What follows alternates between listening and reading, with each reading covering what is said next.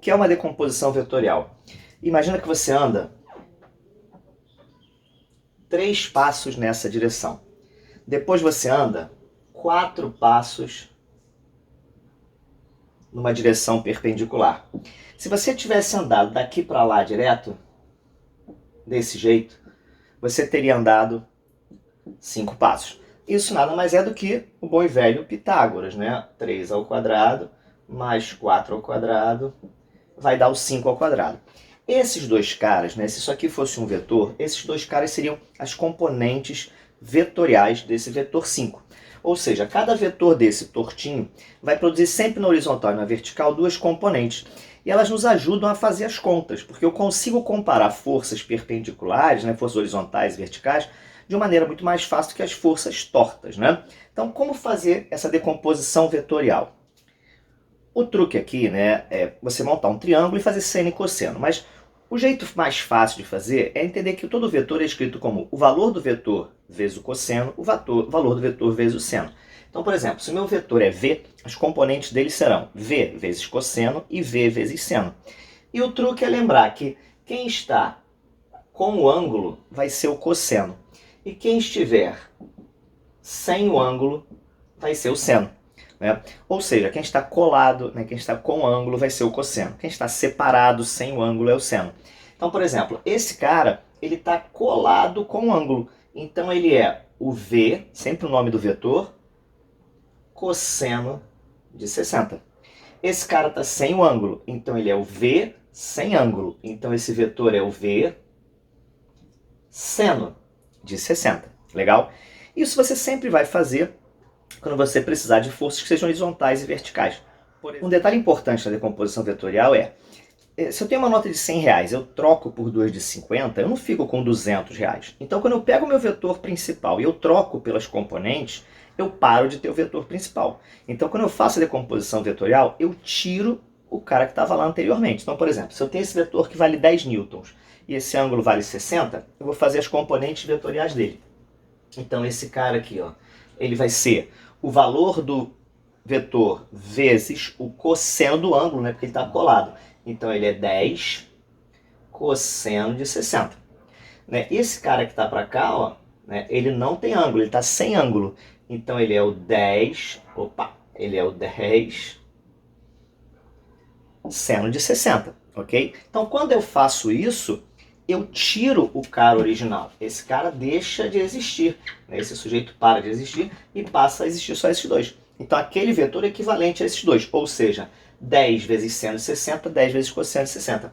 10 vezes cosseno de 60 é 10 vezes meio. Né? Então, aqui eu teria um vetor agora que vale 5 newtons. Né? E esse cara é 10 vezes raiz de 3 sobre 2. Que vai dar 5 raiz de 3. Então esse cara vai valer 5 raiz de 3. Ou seja, você para de ter aquele vetor que vale 10, né, e passa a ter um vetor que vale 5 newtons na horizontal, um vetor que vale 5 raiz de 3 na vertical. Se você substituir a raiz de 3 aí por 1,7, aí vai dar uns 8,5 mais ou menos. Né? Ou seja, aqui eu teria mais ou menos um valor de 8,5 newtons. Né? Então, o que aquela força de 10 newtons estava fazendo inclinada, eu posso substituir por essas duas, beleza?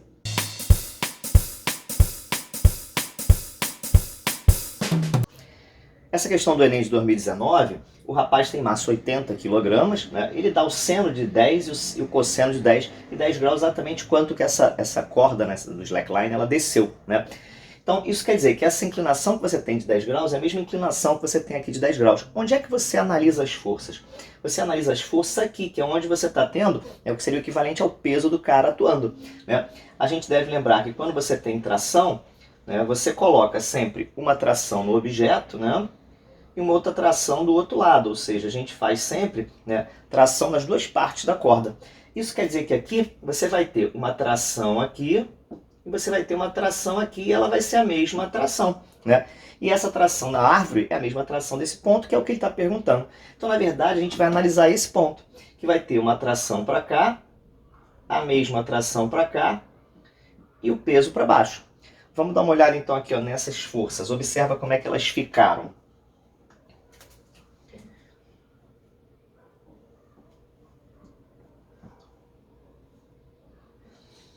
elas ficaram assim.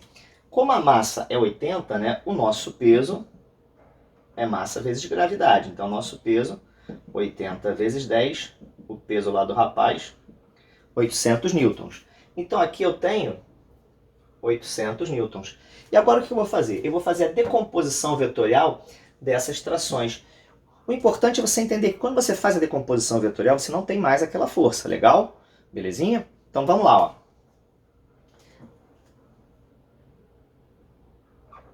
Esse ângulo aqui é 10, né? Então aqui, ó, eu vou ficar com o t com ângulo. Ele é o t cosseno de 10. E para cima, ele é o t sem ângulo. É o t seno de 10. Então depois que eu faço essas duas, essa força não tem mais. Então eu tiro essa força. Então agora eu tenho t seno e t cosseno. Do lado de cá eu vou fazer a mesma coisa. Esse ângulo aqui vai ser o ângulo de 10 graus.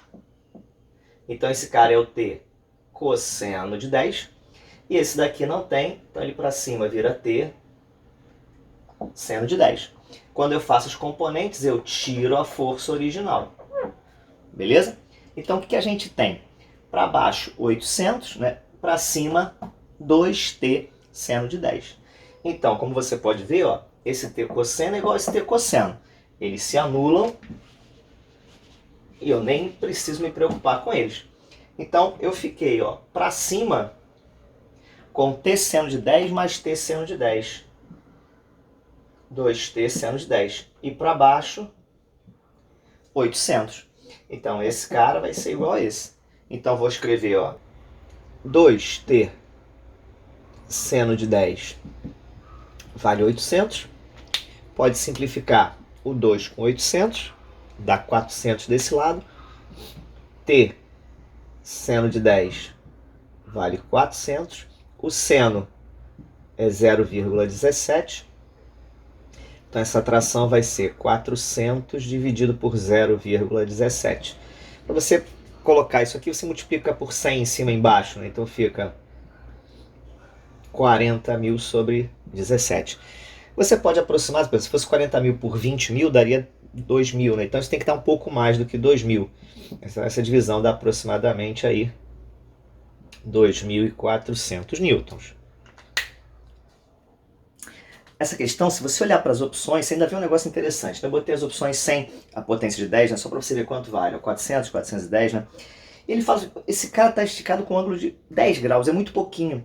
Isso quer dizer o seguinte, ela está muito, muito reta. Então a tração ele tem que ser bem mais intensa que o peso dele. Porque, por exemplo, se ele tivesse assim, né? Se ele tivesse praticamente com o fio na vertical, né?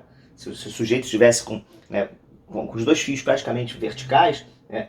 Eu teria 800 aqui, e eles dariam valores muito próximos, de 400 cada um. Né? Que nem você levando uma sacola. Tu leva uma sacola, né? Se as suas forças são paralelas, elas vão dividir o peso ali por 2. Então aqui seria muito próximo de 400 se estivessem muito assim.